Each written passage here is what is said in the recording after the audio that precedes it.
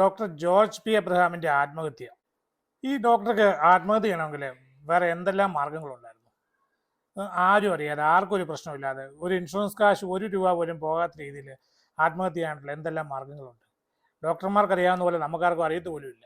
ഇനി ആർക്കെങ്കിലും അറിയണപ്പോൾ ഇന്റർനെറ്റിലൊന്ന് തപ്പിയാലും മതി.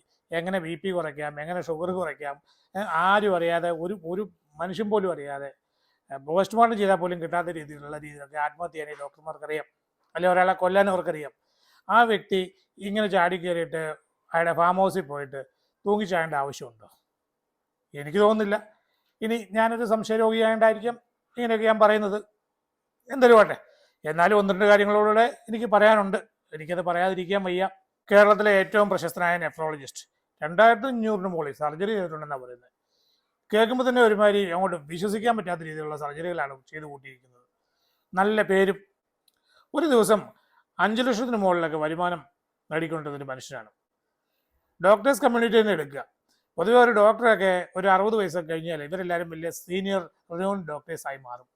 പിന്നെ അവർക്കാർക്കും ഒന്നും ചെയ്യേണ്ട ആവശ്യമില്ല. ഏത് ഫീൽഡിലുള്ള സർജറി ആണെങ്കിലും ശരി, അവർ അതിൻ്റെ മേൽനോട്ടം വഹിച്ചാൽ മാത്രം മതി. അവർ ജൂനിയേഴ്സിനെ കൊണ്ടാണ് കാര്യങ്ങളെല്ലാം ചെയ്യിപ്പിക്കുന്നത്. തന്നെയല്ല, ഈ സീനിയർ ഡോക്ടർമാരുടെ കീഴിൽ ജൂനിയർമാർ വന്ന് സർജറി ചെയ്യുമ്പോൾ അവർക്കാണ് കൂടുതൽ ആഗ്രഹം, കൂടുതൽ ചെയ്യണം, ഹാൻഡ്സ് ഓൺ എക്സ്പീരിയൻസ് കിട്ടണം എന്ന് പറഞ്ഞുകൊണ്ട് അങ്ങനെ സർജറി ചെയ്യാൻ അനുവദിക്കുന്ന ഡോക്ടർമാരോടാണ് ജൂനിയേഴ്സിന് കൂടുതൽ റെസ്പെക്റ്റ്.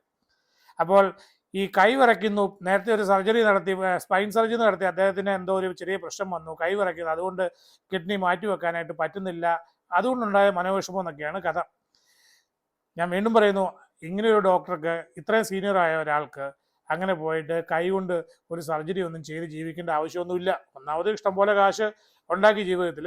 അത് മാത്രമല്ല, ഈ ഒരു സൂപ്പർ സീനിയർ ആയി കഴിഞ്ഞാൽ അവർക്കൊന്നും പിന്നെ പ്രത്യേകിച്ചൊന്നും ചെയ്യേണ്ട ആവശ്യമില്ല. അവരവിടെ കൈ കെട്ടിയിരുന്നു വേണേലും പറയൂ, ആ രീതിയിൽ ആ തിയേറ്ററിൽ ഇരുന്നാൽ മതി. അല്ലെ 2-3 തിയേറ്ററിലൊക്കെ വേണേൽ ഒരേ സമയം ഇവർക്ക് സർജറികൾ മാനേജ് ചെയ്യാൻ വരെ കപ്പാസിറ്റി ഉള്ളവരാണ്. ജൂനിയർമാർ ചെയ്തോളും. അങ്ങനെ ഒരു ഡോക്ടർ എന്തിന് എൻ്റെ കൈ വിറയ്ക്കുന്നതുകൊണ്ട് എനിക്കത് സർജറി പഴയ പോലെ ചെയ്യാൻ പറ്റുന്നില്ല, സാറ്റിസ്ഫാക്ഷൻ ഇല്ല എന്ന് ചിന്തിക്കേണ്ട ആവശ്യമുണ്ടോ? ഇല്ല. ഞാനത് വിശ്വസിക്കുന്നില്ല, ഞാൻ തള്ളിക്കളയുന്നു. പിന്നെ സംശയം എന്നൊക്കെ പറയുമ്പോഴത്തേക്കും നേരത്തെ വായിച്ച പല വാർത്തകൾ, ലേക്ക് ഷോറ്, കിഡ്നി റാക്കറ്റ്, അങ്ങനെ ഇങ്ങനെ പലതും. ഇതൊക്കെ എന്താ ചെയ്യാനാ? എല്ലാ ദിവസവും പത്രം വായിക്കുന്ന ആളായിപ്പോയി, അല്ലെ TV ചാനൽ കാണുന്ന, ന്യൂസ് ചാനൽ കാണുന്ന ഒരാളായിപ്പോയി ഞാൻ. അപ്പോൾ ഇങ്ങനെ ഇതുപോലുള്ള കാര്യങ്ങളൊക്കെ കണ്ടു കഴിയുമ്പോൾ, കേട്ട് കഴിയുമ്പോൾ കൊണ്ടല്ലോ, അറിയാതെ നമ്മുടെ മെമ്മറി ബാക്കിലോട്ടൊക്കെ ഒന്ന് പോയിട്ട് ചില കാര്യങ്ങളൊക്കെ ഓർക്കും. ഇങ്ങനെ ഇപ്പം പറഞ്ഞ പോലെ ചെറിയ ലിങ്കിങ് ഒക്കെ അങ്ങനെ കിടക്കട്ടെ. ഞാനാരാ? പോലീസൊന്നും അല്ലല്ലോ കൂടുതൽ വിശദീകരിക്കാനും അന്വേഷണം നടത്താനും ഒക്കെ. എന്നാലും ഡോക്ടറെ, എനിക്കങ്ങോട്ട് വിശ്വാസമില്ല, ശകലം പോലും വിശ്വാസമില്ല.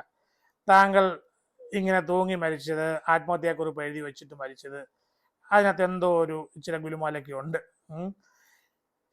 എന്തെങ്കിലും ആയിട്ട് നിങ്ങളൊക്കെ വലിയ വലിയ ആൾക്കാരും, നമ്മളാരാ?